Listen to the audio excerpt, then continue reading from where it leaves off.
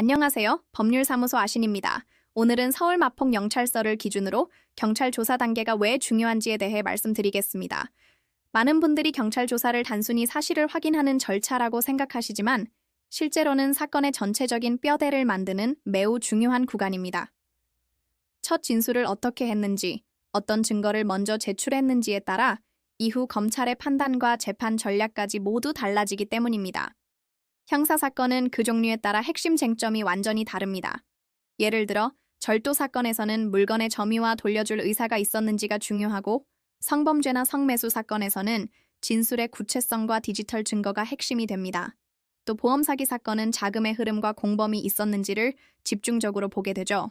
그런데 아무런 준비 없이 조사에 가서 그저 있는 그대로 다 말했다고 했는데 정작 본인에게 불리한 상황이 되는 경우가 정말 많습니다. 너무 안타깝죠. 그래서 조사 전에 반드시 사실관계, 시간 순서, 증거 자료를 미리 꼼꼼하게 정리하는 과정이 필요합니다. 또한 저희는 형사사건으로 끝날 문제인지 아니면 이후에 민사 손해배상까지 이어질 사안인지도 함께 검토합니다. 합의가 잘 마무리되더라도 나중에 또 다른 분쟁이 생길 가능성은 없는지까지 확인해야 하죠.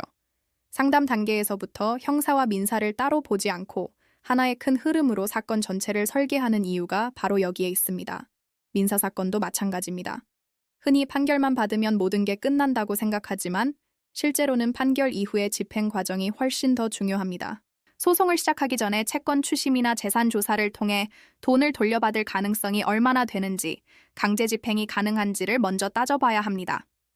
이런 계산 없이 무작정 소송부터 시작하면 이겨도 아무 소용이 없고 소송 비용만 부담하게 될 수도 있습니다. 부동산 분쟁이나 전세 사기 사건의 경우 계약서의 구조와 권리관계를 함께 분석합니다.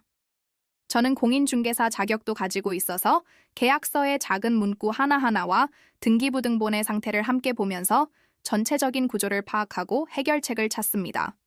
가사 사건은 감정적인 대응보다는 이혼 후의 재산 분할이나 자녀 양육 문제까지 고려한 장기적인 설계를 하는 것이 핵심입니다. 또 출입국 문제와 형사사건이 얽힌 경우에는 경찰 조사, 행정 절차, 비자 문제를 하나로 묶어 종합적으로 판단합니다. 법률사무소 아시는 상담만으로 끝날 수도 있습니다. 바로 선임을 권하지 않습니다. 때로는 사건을 맡지 않는 것이 의뢰인을 위한 최선의 판단일 수도 있다고 믿습니다.